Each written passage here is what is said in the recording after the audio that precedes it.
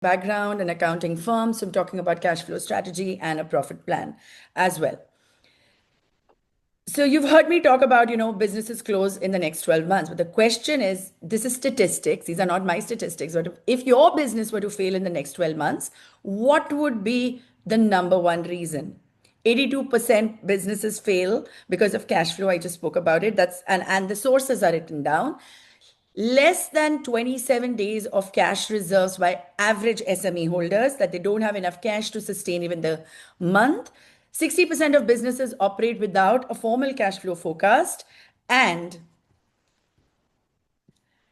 1 in 3 businesses are experiencing an active cash flow crisis. And this is global. So you can imagine what happens if whatever is happening in the UAE is added on to it. The statistics would still be worse than this. It's not doom and gloom, guys, but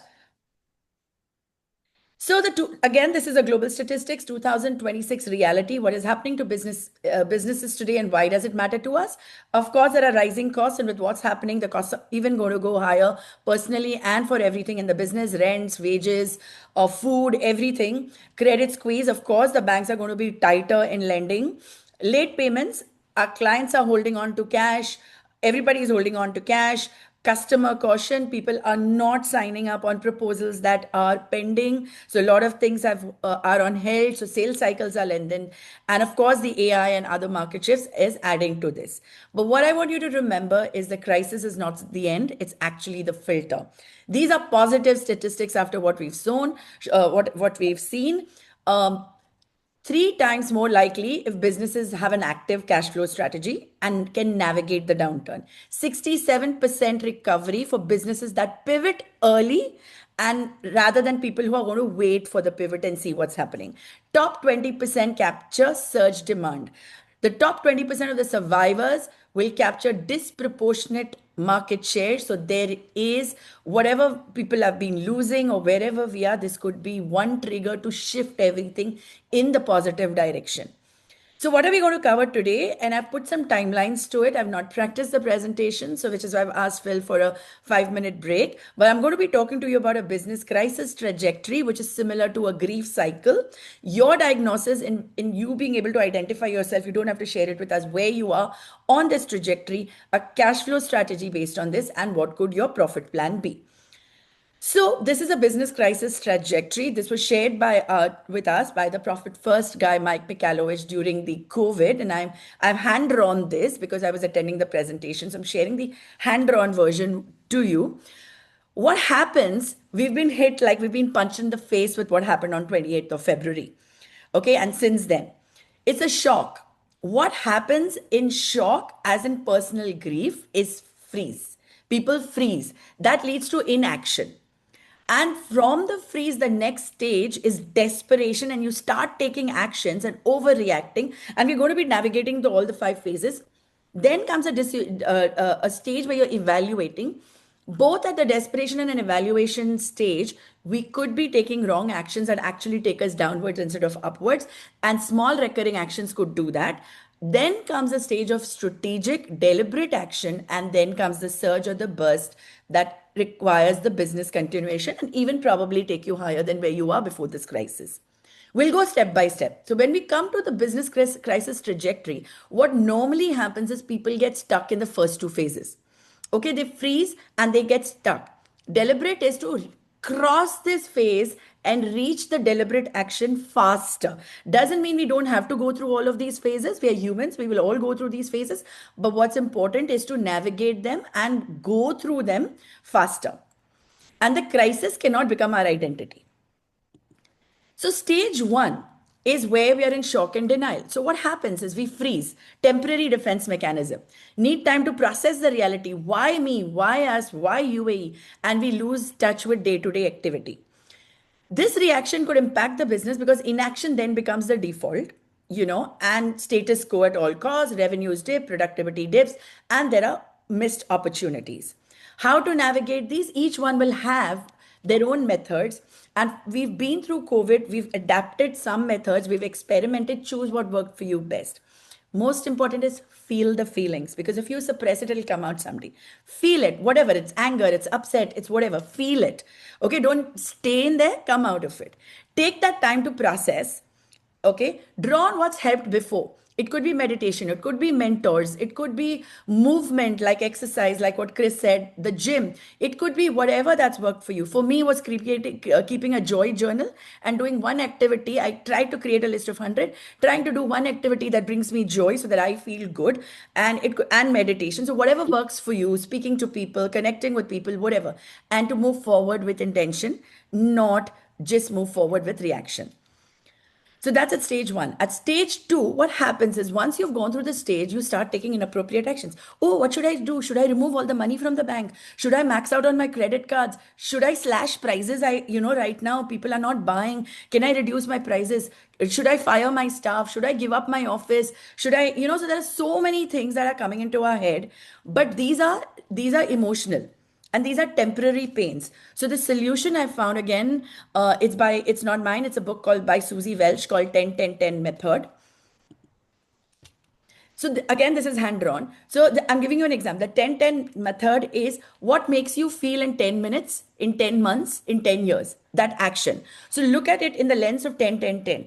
I should take a loan so that if I take a loan right now, I'll feel good because I get money in my bank account right now. In 10 months, I'm repaying with interest. 10 years, maybe I'm in a debt trap. Should I lay off my employee? Not sure. This can go either ways. 10 minutes, you're sad that you have to let go of an invoice. In 10 months, it's neutral. 10 years, maybe it helped you survive. And creating a new offer. Maybe if I create a new offer, a new offering right now, in 10 minutes, it seems a lot of work. In 10 months, I'm happy because I've created an additional stream of revenue. And in 10 years, it could be one of my profitable products that has led me to profitability. So evaluating every decision that you're taking in this moment through a lens of 10-10-10. Then comes your evaluation stage. Again, here is to ensure that we're using data to take those decisions and not going by gut feels. Now, trends are emerging. We are in week 4, week 3, week 4. It generally in a crisis takes 2 to 4 weeks for trend and data to arrive. Like we've had these conversations where some people feel it's still growing in the same industry. Back up whatever your gut instincts with data. Allow 2 to 4 weeks for trends to emerge. Monitor the client movement and segment who is buying, who's not buying. So what do? We start taking intelligence. Okay, which clients are we losing? Who left? Why did they leave? Okay, did they pause work for some time? Where are the new inquiries coming from? So one of the classic things that happened to us in COVID, people were not looking at accounting. But we found a trend that people who were being laid off had the money that were willing to invest in other businesses. And the trend happened that we were getting a lot of valuation projects. So recurring revenue stopped, but the valuation project started. So looking at the trends and saying, okay, what are the kind of inquiries that are coming our way? People will say, take this time to stabilize and backlog accounting, clean up accounting. So like in your business, you would try and estimate what are the last 10 inquiries that are coming in. Who's buying now? Profile and segment analysis. Who's paused? Like some people would pause. Who will buy later?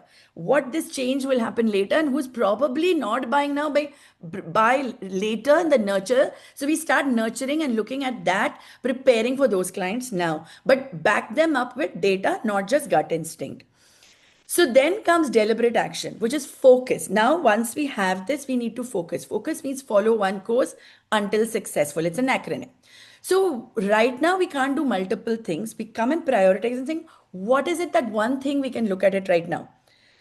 What is that one needle mover for us in our business? Okay, whether it's operations, whether it's revenue, whether it's cash, whether it's whatever. And now start thinking short term. 1 week, 1 hour, next 3 days, next 3 weeks, because that is what we can do, taking each day at its time. So look at what I can do now and in the near future rather than looking at a 1 year, because all the budgets, everything that we've planned now need to be reworked given the situation and given how long the situation will continue. Recruit, but don't hire. Start looking at the kind of people that will support us when we have to move forward. So building that talent pipeline, because what's also going to happen is there's going to be a lot of talent pool that will start becoming available for people who've stayed back, etc. Bring in an external advisor on whatever segment that you want. Outside perspective sometimes helps removing blind spots. So for whatever area of your business that you need, because you'll also not get that, you would also get that at lower prices and communities help. Stage 5 after that is surge or burst. That's when we grow. What's also going to happen is when we come back, the demand will be high, the supply will be less competition. People would have weaker competitors would have exited the market. Four and a So half we minutes, Simran. Okay, so prepare to pivot and systemize, automate, look at AI, look at things that could help you prepare yourself, deepen your foundation so you can surge. So, right now, 1 second, I won't spend time on it. You know where you are, stage one, stage two, stage three, stage four, between stages. Understand where you are, know that. Know of being aware is the first step. Then you know what's the next action you need to go to the next step. Now, you know I'm a profit first person, so I'm going to talk a little bit about profit and cash.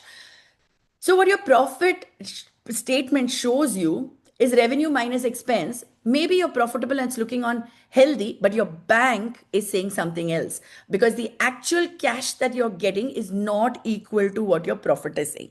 This could be because of heavy debt, non paying customers, which is people are holding cash, equipment, high inventory, damaged inventory, personal financial situation that could add to it.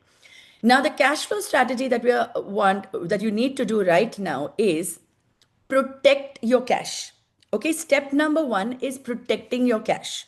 So, what can you do right now? Invoice immediately. Are there any clients that you've not invoiced? Shorten your payment terms, renegotiate your payment terms. Don't leave long payment terms. Relook at what your terms are. Offer early payment discounts. So not everybody is in a cash flow situation, and people will take advantage if you give them a discount, but you need cash rather than going to a bank. Chase receivable within 24 hours of due date. Require deposits upfront for new projects, at least for new projects. Don't start with no money in hand. Control the cash going out. What are there any subscriptions that you don't need? Renegotiate suppliers, delay non-essential. So what Rajiv was saying, we've created a triage of payouts: what is essential, what can be delayed, what needs midterm. So your salaries etc come on the top ground, the others come later. So creating that triage and saying what will go now, what will go later, based on what you need to pay out. Distinguish essential versus nice to have a weekly cash position. For some people in the situation they also need daily cash position.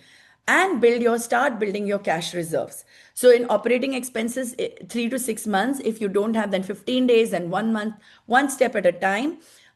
Again, profit first says is allocate and pay yourself first, because at this time, if others are not paying, we should have made sure we've got enough to run our expenses and have healthy reserves. So the profit first says revenue minus expense is equal to profit. Profit first formula says revenue minus profit is equal to expenses. Just one tip I will give you, not spend much time on it.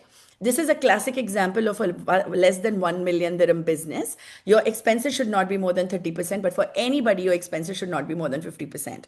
And the owner pays 30%. As you become higher, you reduce your owner pay. But make sure you take 1% or whatever revenue that you've made and keep it in a separate bank account. In 3 months, increase it by another 1%, then increase it, and do not stop this. That is when you will get it. Don't say my business can't afford it. If you get 100 dirhams, you're not going to miss the 1 dirham that you're going to put aside. So start with 1% immediately and keep increasing it every 3 months. My last slide, your next 3-step action today is number one is to protect. Protect what your position is. Secure your cash position. We cannot go back and change anything. Wherever we are, it's fine, but we need to now protect it. So have a 1 week cash flow, move to 6 week cash flow, then move to a 13-week cash flow forecast in incoming and outgoing. Even if you want to do it this week, check the money in your account. Add 7 days, 7 days what you have to pay out, 7 days what you have to come in. Even without an Excel sheet, just have that with you. Identify top 5 clients that might leave you. Tighten your receivables. If the people have not paid you for 2 months, follow up with them. Follow up as frequently as possible. Cut non-essential spends. Then comes pivot. Identify which services are crisis proof. So if you need to shift our target markets, need to move into those directions that we can start selling to today, which are crisis proof. One new offer that we can create, 10 dormant clients we can identify and see how we can have a how are you phone call with them, review pricing and adjust before discount. And then comes your profitability. So open profit first accounts. I'm definitely telling you to keep your 1% revenue aside. 1% shifts in every driver of cash. Could be inventory. Can you reduce your inventory by 1%? Can you increase your efficiencies by 1%? Can you increase your price by 1% to new customers? Now, when you can do 1%, then you can also see how much they can adapt, 2%, 3%, 5%. But start with one. Can you, receivable decrease by one day? So one day, 1%, power of one is what we use here, and commit to a weekly financial review habit. That is it from me today. I'm also running a 14-day cash flow challenge. Some of you are on it, but I've started that. But anything that helps you do whatever it is to protect, pivot, and of course, getting ready for profit. Thank you. Great sharing, Simran. Awesome, awesome, awesome. Okay, so again, we'd love to feed it back to you guys. Any comments, Guys, any I will questions? stop the recording, so don't hesitate for your feed forward if you can give it. I'll just stop Have you it. stopped? Yeah.